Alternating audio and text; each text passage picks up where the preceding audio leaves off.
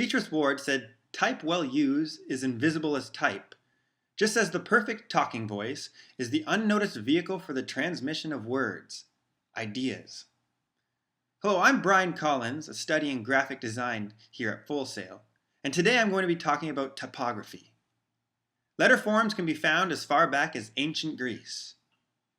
But it was the monks and their hand-drawn manuscripts that really dove into the exploration of letter form and structure. With the creation of John Gutenberg letterpress, typography became more accessible to the masses. Also, many of today's typographic grammar originated from the letterpress, such as kerning, the space between characters, and leading, the space between sentences. Typography is everywhere, and as graphic designers, we need to know how to use typography as more than just words on a page, but as images. Paula Scher, a well-known American graphic designer, once said the best advice she ever received was to illustrate with words. So what are the parts of typography? What are some good and bad examples? And where has typography been used successfully? There are two types of characters, serif and sans serif. Serif, seen here on the left, are the little feet on the H, used best in body text to create a visual line for reading. Sans serif is the text without the feet, best used for logos or head plates. All type does have a few things in common, however, such as the ascender, which goes above the X line, stroke, which varies depending on the font, and descenders, which go below the baseline. X height is the fixed height of a lowercase letter, named so because it's the same height as a lowercase x. As you can see, the ascenders go above the X line, the line in red, whereas the descenders go below the baseline. There are hundreds of different types of fonts that are easily accessible through books or on the internet. But even if they follow the basic rules set by the X height, the ascenders and descenders, it doesn't mean we should always use them. There could be problems with kerning or leading.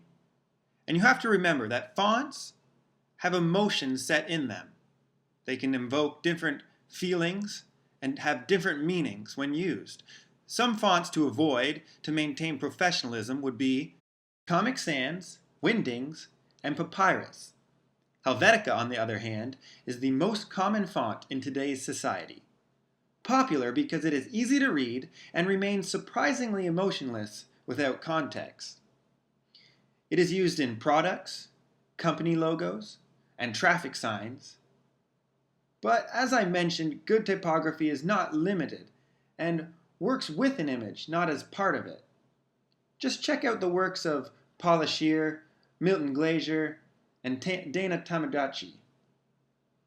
On the other hand, poor typography is hard to miss and makes us feel uncomfortable and unsettled. The application of typography is difficult to master and usually goes unexplored.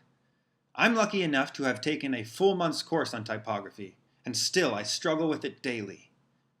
So, just as an iceberg is just the tip of something greater, let this movie be the same. If you're more interested in typography, check out Helvetica by Gary Hustwit.